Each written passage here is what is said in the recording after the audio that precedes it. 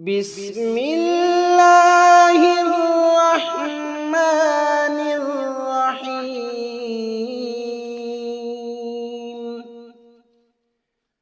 الحمد لله الذي أنزل على عبده الكتاب ولم يجعل له عوجا قيما لينذر بأسا شديدا من لدنه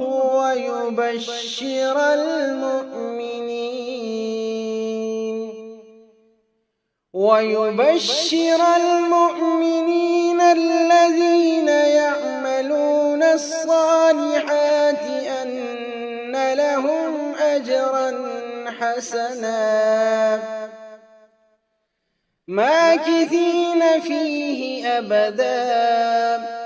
وينذر الذين قالوا اتخذ الله ولدا ما لهم به من علم ولا لآبائهم،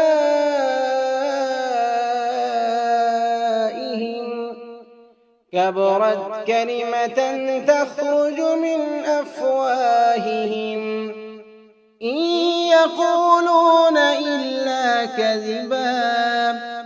فلعلك باخع نفسك على آثارهم إن لم يؤمنوا بهذا الحديث أسفا. إنا جعلنا ما على الأرض زينة لها لنبلوهم أيهم أحسن عملا، وإنا لجاعلون ما عليها صعيدا جرزا. أم حسبت أن أصحاب الكهف والرقيم كانوا من آياتنا عجبا، إذ أوى الفتية إلى الكهف فقالوا ربنا آتنا من لدنك رحمة وهيئ لنا من أمرنا رشدا. فضربنا على آذانهم في الكهف سنين عددا، ثم بعثناهم لنعلم أي الحزبين أحصى لما لبثوا أمدا. نحن نقص عليك نبأهم بالحق إنهم فتية آمنوا بربهم وزدناهم هدى،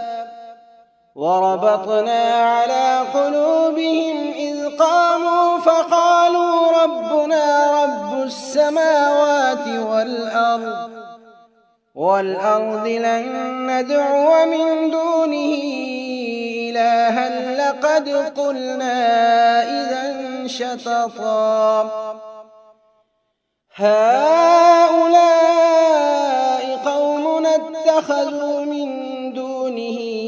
آلهة لولا يأتون عليهم بسلطان بين،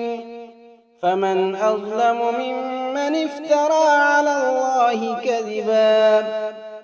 وإذ اعتزلتموهم وما يعبدون إلا الله فأووا إلى الكهف ينشر لكم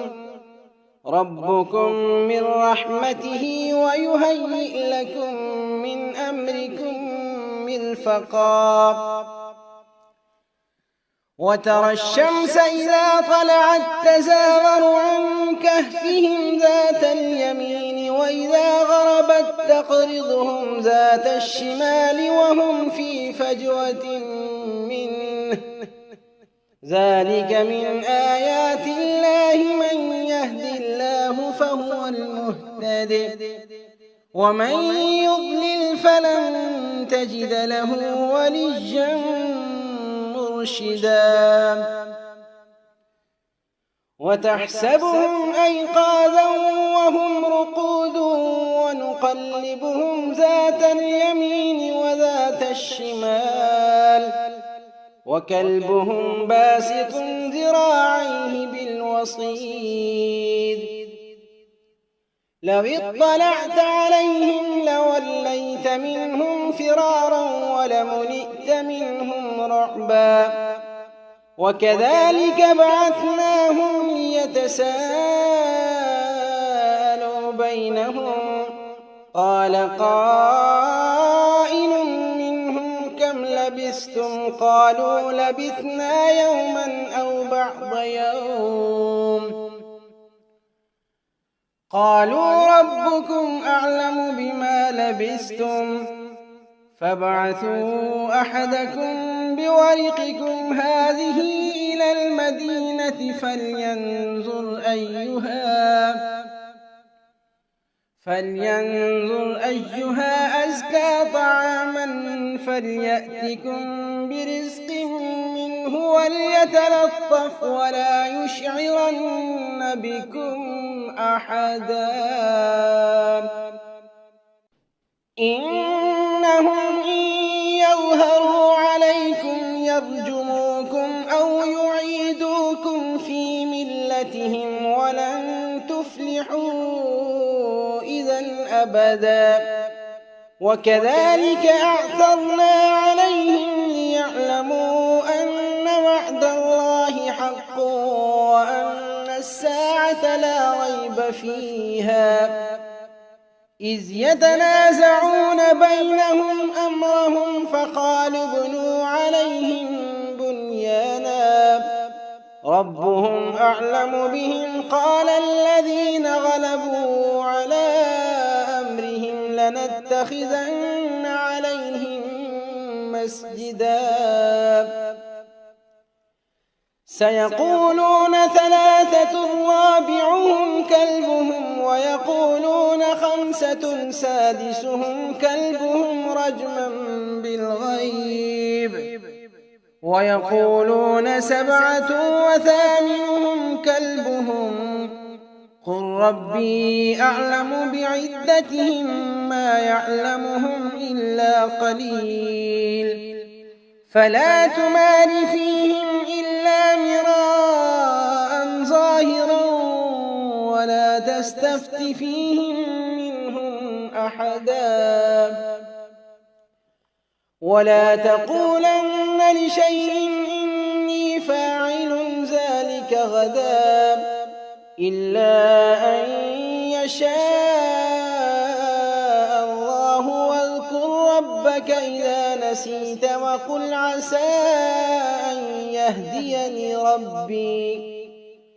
وقل عسى أن يهديني ربي لأقرب من هذا رشدا ولبثوا في كهفهم 300 سنين وازدادوا 9 قل الله أعلم بما لبثوا له غيب السماوات والأرض أبصر به وأسمع ما لهم من دونه من ولي ولا يشرك في حكمه أحدا واتل ما أوحي إليك من كتاب ربك لا مبدل لكلماته ولن تجد من دونه ملتحدا واصبر نفسك مع الذين يدعون ربهم بالغداة والعشي يريدون وجهه ولا تعد عيناك عنهم تريد زينة الحياة الدنيا ولا تطع من أغفلنا قلبه عن ذكرنا واتبع هواه وكان أمره فرطا وقل الحق من ربكم فمن شاء فليؤمن ومن شاء فليكفر إنا أعتدنا للظالمين نارا أحاط بهم سرادقها وإن يستغيثوا يغاثوا بماء كالمهل يشوي الوجوه بئس الشراب وساءت مرتفقا إن الذين آمنوا وعملوا الصالحات إنا لا نضيع أجر من أحسن عملا أولئك لهم جنات عدن تجري من تحتهم الأنهار يحلون فيها من أساور من ذهب ويلبسون ثيابا خضرا من سندس واستبرق متكئين فيها على الأرائك نعم الثواب وحسنت مرتفقا واضرب لهم مثل الرجلين جعلنا لأحدهما جنتين من أعناب وحففناهما بنخل وجعلنا بينهما زرعا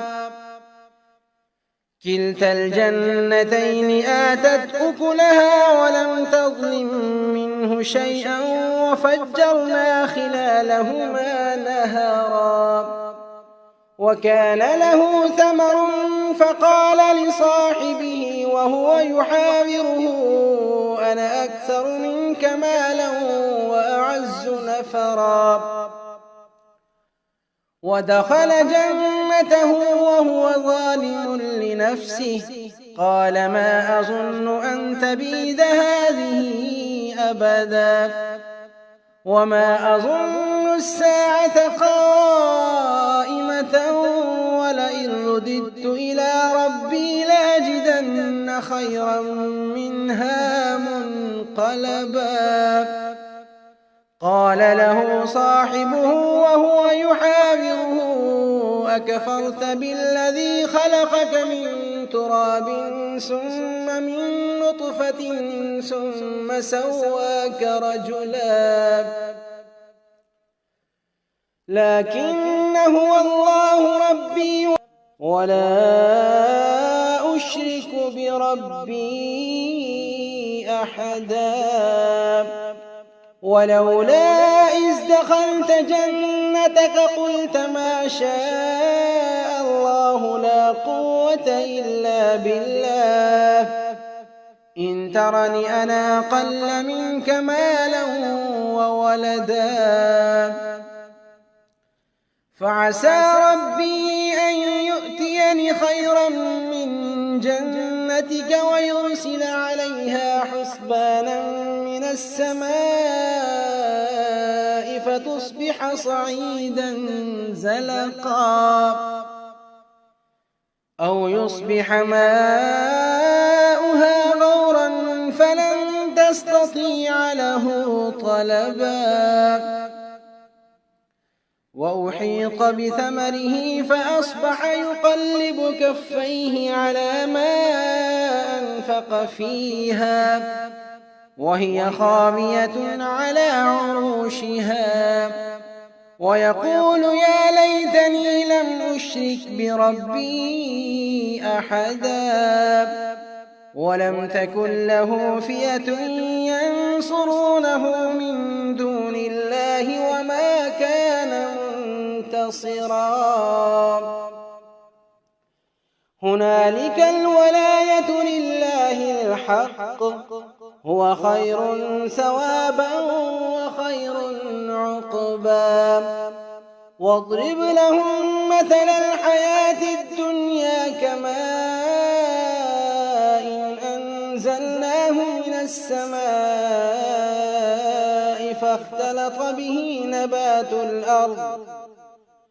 فاختلط به نبات الأرض فأصبح هشيما تذروه الرياح وكان الله على كل شيء مقتدرا المال والبنون زينة الحياة الدنيا والباقيات الصالحات خير عند ربك ثوابا وخير أملا ويوم نسير الجبال وترى الأرض بارزة وحشرناهم فلم نغادر منهم أحدا وعرضوا على ربك صفا لقد جئتمونا كما خلقناكم أول مرة بل زعمتم أن لن نجعل لكم موعدا ووضع الكتاب فترى المجرمين مشفقين مما فيه ويقولون يا ويلتنا ما لهذا الكتاب لا يغادر صغيرة ولا كبيرة إلا أحصاها ووجدوا ما عملوا حاضرا ولا يظلم ربك أحدا وإذ قلنا للملائكة اسجدوا لآدم فسجدوا إلا إبليس كان من الجن ففسق عن أمر ربه أفتتخذونه وذريته أولياء من دوني وهم لكم عدو بئس للظالمين بدلا ما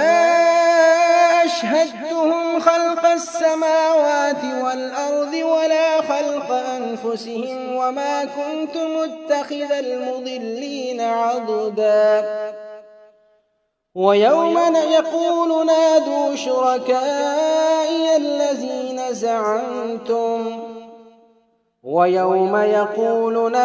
شركائي الذين زعمتم فدعوهم فلم يستجيبوا لهم وجعلنا بينهم موبقا ورأى المجرمون النار فظنوا أنهم مواقعوها ولم يجدوا عنها مصرفا ولقد صرفنا في هذا القرآن للناس من كل مثل وكان الإنسان أكثر شيء جدلا وما منع الناس أن يؤمنوا إذ جاءهم الهدى ويستغفروا ربهم إلا أن تأتيهم سنة الأولين أو يأتيهم العذاب قبلا وما نرسل المرسلين إلا مبشرين ومنذرين ويجادل الذين كفروا بالباطل ليدحضوا به الحق واتخذوا آياتي وما أنذروا هزوا ومن أظلم ممن ذكر بآيات ربه فأعرض عنها ونسي ما قدمت يداه إنا جعلنا على قلوبهم أكنة أن يفقهوه وفي آذانهم وقرا وإن تدعهم إلى الهدى فلن يهتدوا إذن أبدا وربك الغفور ذو الرحمة لو يؤاخذهم بما كسبوا لعجل لهم العذاب بل لهم موعد لن يجدوا من دونه موئلا وتلك القرى أهلكناهم لما ظلموا وجعلنا لمهلكهم موعدا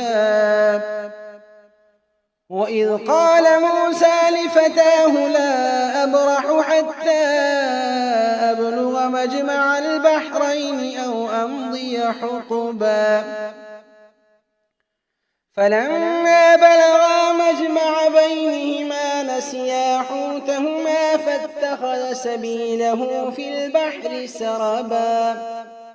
فلما جاوزا قال لفتاه آتنا غداءنا لقد لقينا من سفرنا هذا نصبا قال أرأيت إذ أوينا إلى الصخرة فإني نسيت الحوت وما أنسانيه إلا الشيطان أن أذكره واتخذ سبيله في البحر عجبا قال ذلك ما كنا نبغي فارتدا على آثارهما قصصا فوجدا عبدا من عبادنا آتيناه رحمة من عندنا وعلمناه من لدنا علما قال له موسى هل أتبعك على أن تعلمني مما علمت رشدا قال إنك لن تستطيع معي صبرا وكيف تصبر على ما لم تحط به خبرا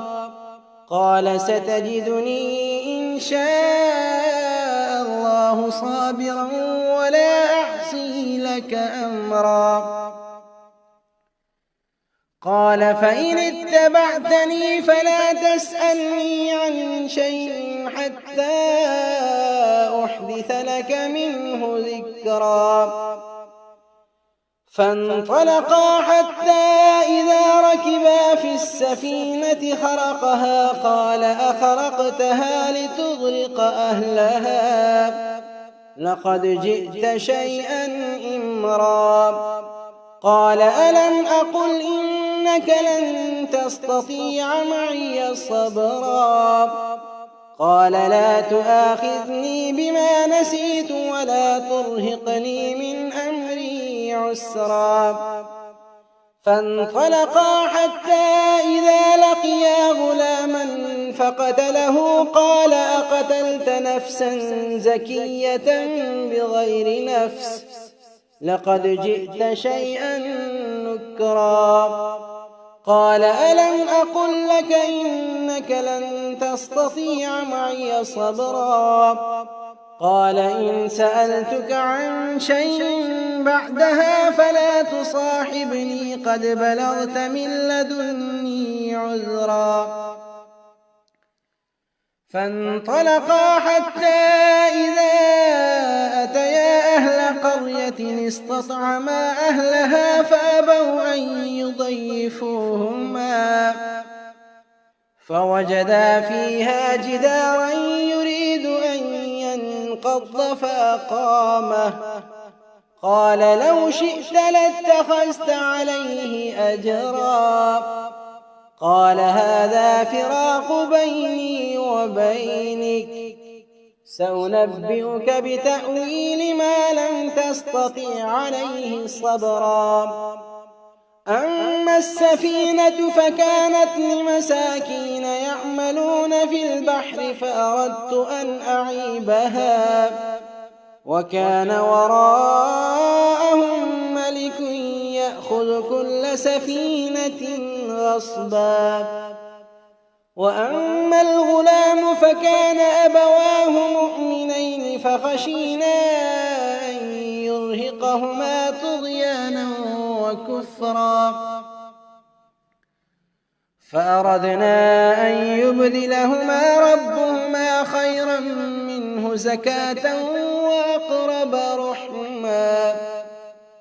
وأما الجدار فكان لغلامين يتيمين في المدينة وكان تحته كنز لهما وكان أبوهما صالحا فأراد ربك أن يبلغا أشدهما ويستخرجا كنزهما رحمة من ربك وما فعلته عن أمري ذلك تأويل ما لم تسطع عليه صبرا ويسألونك عن ذي القرنين قل سأتلو عليكم منه ذكرا إنا مكنا له في الأرض وآتيناه من كل شيء سببا فأتبع سببا حتى إذا بلغ مغرب الشمس وجدها تغرب في عين حمية ووجد عندها قوما قلنا يا ذا القرنين إما أن تعذب وإما أن تتخذ فيهم حسنا قال أما من ظلم فسوف نعذبه ثم يرد إلى ربه فيعذبه عذابا نكرا وأما من آمن وعمل صالحا فله جزاء الحسنى وسنقول له من أمرنا يسرا ثم أتبع سببا حتى إذا بلغ مطلع الشمس وجدها تطلع على قوم لم نجعل لهم من دونها سترا كذلك وقد أحطنا بما لديه خبرا ثم أتبع سببا حتى إذا بلغ بين السدين وجد من دونهما قوما لا يكادون يفقهون قولا قالوا يا ذا القرنين إن يأجوج ومأجوج مفسدون في الأرض فهل نجعل لك خرجا على أن تجعل بيننا وبينهم سدا قال ما مكنني فيه ربي خير فأعينوني بقوة أجعل بينكم وبينهم ردما آتوني زبر الحديد حتى إذا ساوى بين الصدفين قال انفخوا حتى إذا جعله نارا قال آتوني أفرغ عليه قطرا فما استطاعوا أن يظهروه وما استطاعوا له نقبا قال هذا رحمة من ربي فإذا جاء وعد ربي جعله دكا وكان وعد ربي حقا وتركنا بعضهم يومئذ يموج في بعض ونفخ في الصور فجمعناهم جمعا وعرضنا جهنم يومئذ للكافرين عرضا الذين كانت أعينهم في غطاء عن ذكري وكانوا لا يستطيعون سمعا أفحسب الذين كفروا أن يتخذوا عبادي من دوني أولياء إنا أعتدنا جهنم للكافرين نزلا قل هل ننبئكم بالأخسرين أعمالا الذين ضل سعيهم في الحياة الدنيا وهم يحسبون أنهم يحسنون صنعا أولئك الذين كفروا بآيات ربهم ولقائه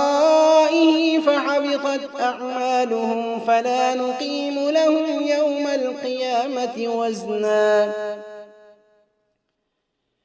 ذلك جزاؤهم جهنم بما كفروا واتخذوا آياتي ورسلي هزوا إن الذين آمنوا وعملوا الصالحات الصالحات كانت لهم جنات الفردوس نزلا خالدين فيها لا يبغون عنها حولا قل لو كان البحر مدادا لكلمات ربي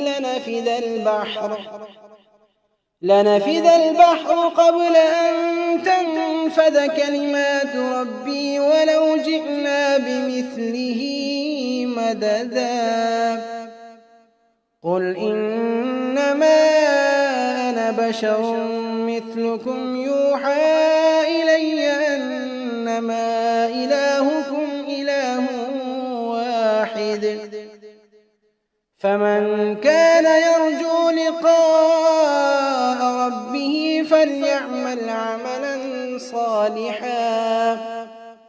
فليعمل عملا صالحا